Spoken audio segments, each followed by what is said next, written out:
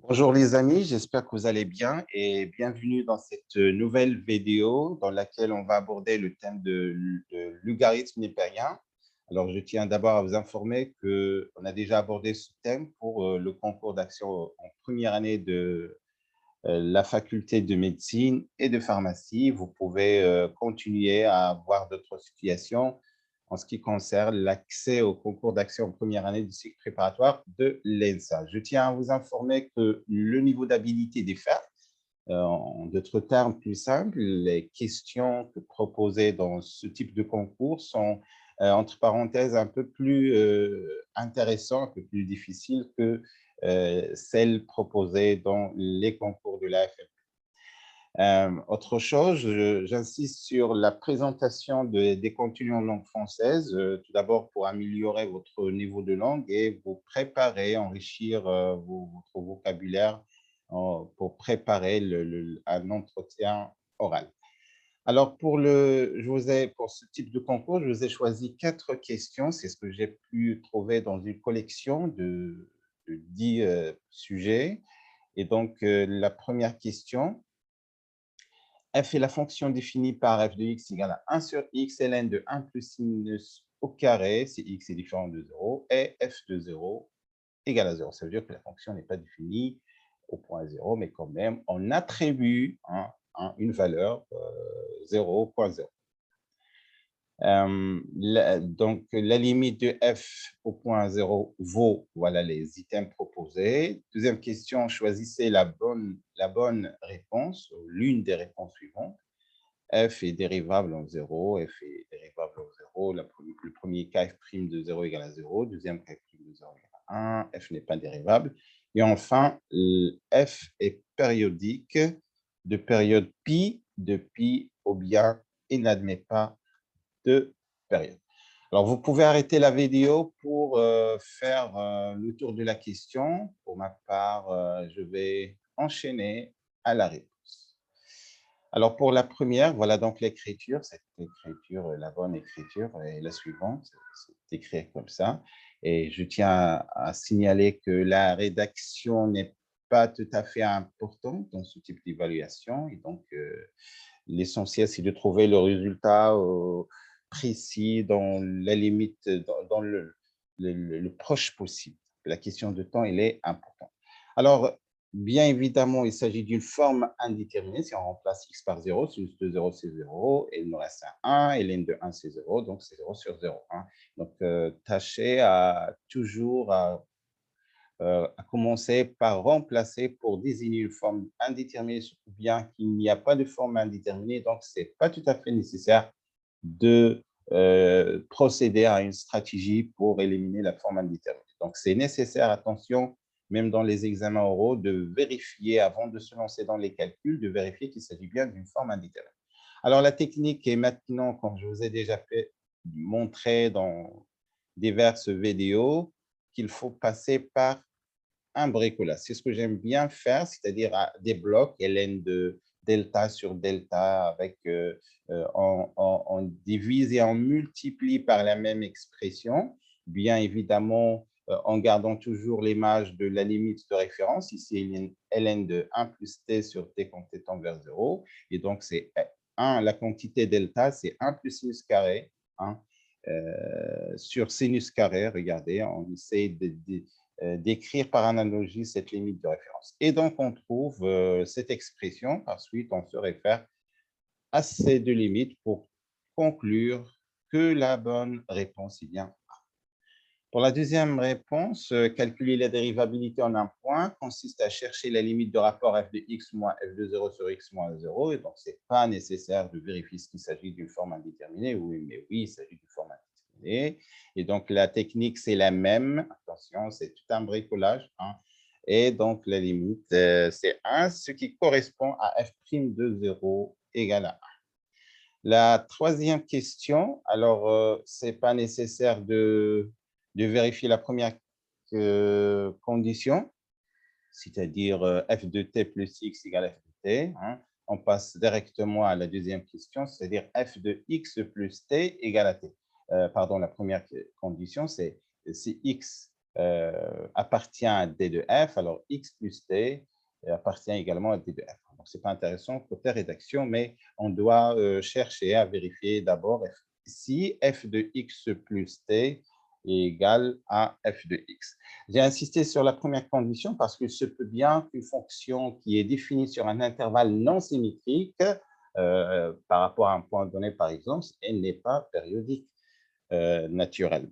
Et donc, ici, il y a cette expression de 1 sur x, donc ce n'est pas nécessaire de continuer le calcul à notre fonction, n'est pas périodique, et donc ceci nous permettra de conclure très rapidement. Deuxième question, quelle est la limite de x carré ln de x? Est-ce que c'est 1? Ben, c'est écrit deux fois, peut-être ici c'est moins 1. Est-ce que c'est 0?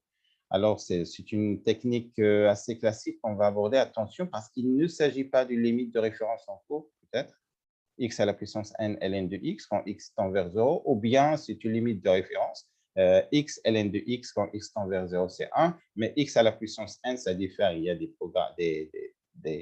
des écrits où l'on trouve x à la puissance n, mais c'est une occasion de faire cette petite démonstration.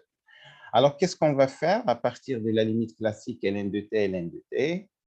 Limite de t, ln de t, c'est multiplié par 2 et divisé par 2, et on va profiter de première 2 pour le faire passer à l'intérieur du logarithme pour pouvoir écrire ln de x carré. Et donc, l'expression, c'est delta ln de delta quand delta étant vers 0. C'est une petite astuce très rapide, mais très efficace également.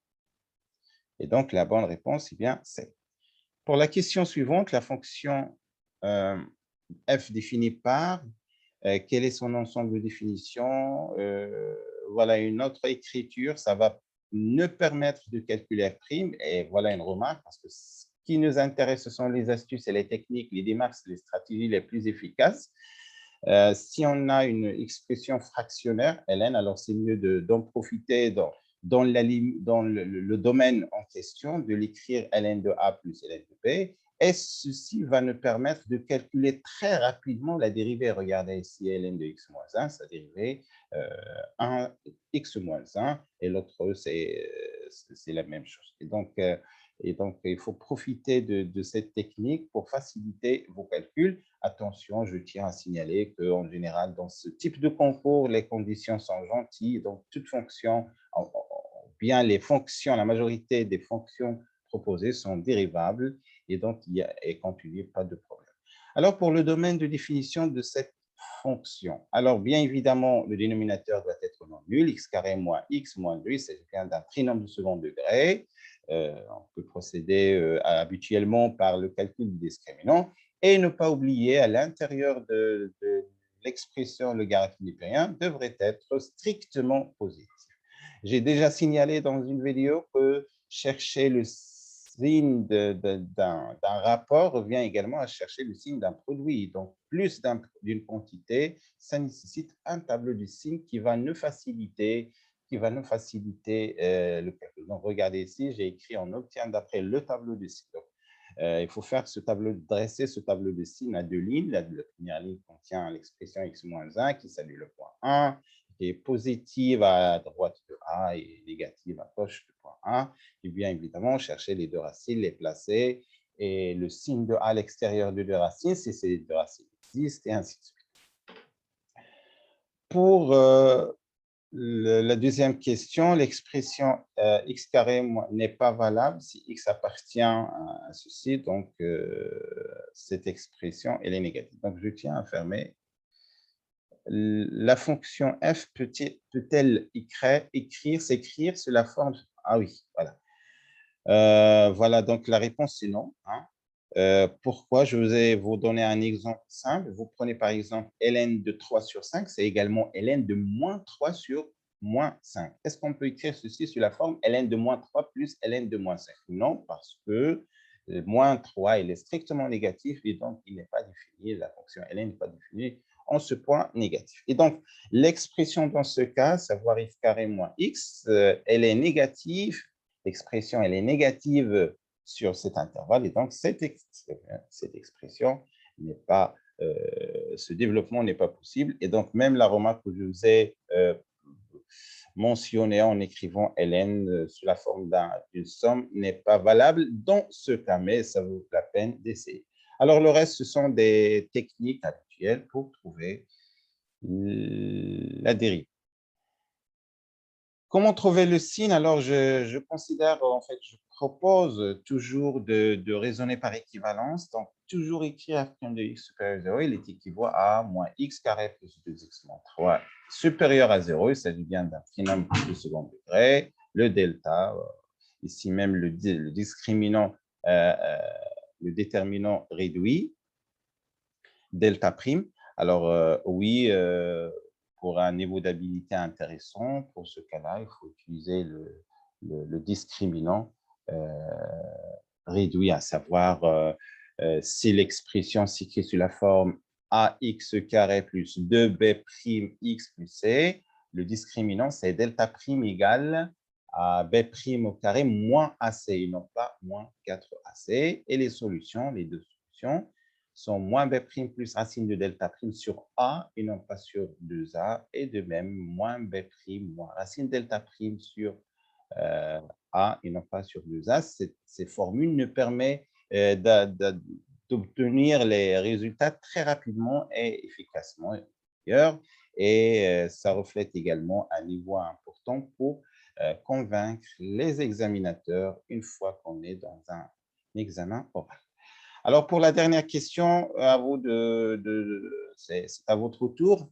Alors, vous pouvez me proposer la réponse en commentaire. Pardon, comme ça, on peut garder une interaction. Alors, vous allez me répondre que est-ce que c'est A, B, ou bien C, ou bien D. Et j'attends votre réponse sur les commentaires. Et donc, c'est notre dernière question. Merci de votre attention. Si vous avez des remarques, n'hésitez pas. Et attention, on est dans la période de préparation. Donc, prenez les choses au sérieux. Et dans une nouvelle vidéo, à très bientôt.